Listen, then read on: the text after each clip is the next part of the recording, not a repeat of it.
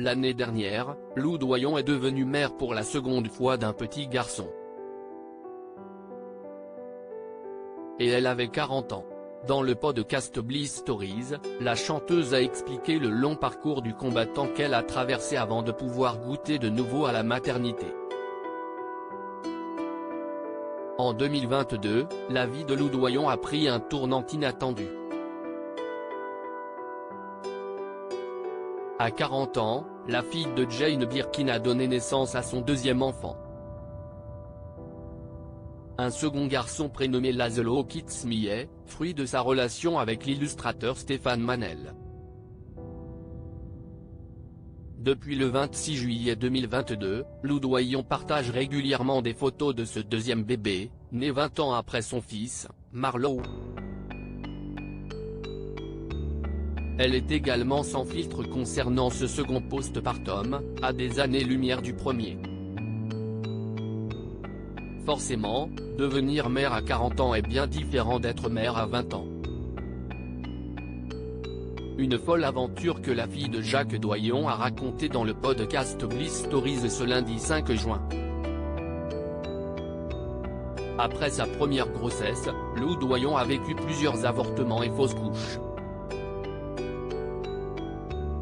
Et ce n'est pas tout. Elle a également subi une amniocentèse. Il s'agit d'un examen médical qui consiste à prélever du liquide amniotique dans la poche du placenta, à l'aide d'une aiguille. La procédure permet de détecter les anomalies chromosomiques, comme la trisomie 21, et n'est pas sans danger, car elle peut causer des fausses couches.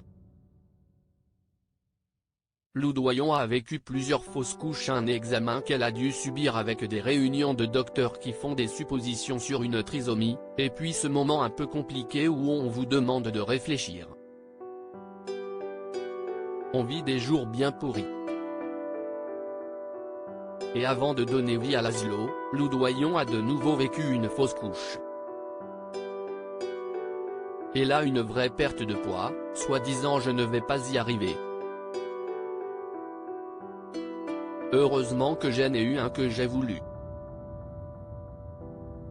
Et puis il y a ceux qu'on a voulu et qui n'ont pas tenu. Mon Dieu, que si est dur d'être une femme et à la fois, quelle magie on a en nous. Et en même temps, on est magique sans tout ce bordel là aussi, a confié la musicienne. Aujourd'hui, c'est avec beaucoup de fierté qu'elle peut tenir son second petit garçon dans ses bras.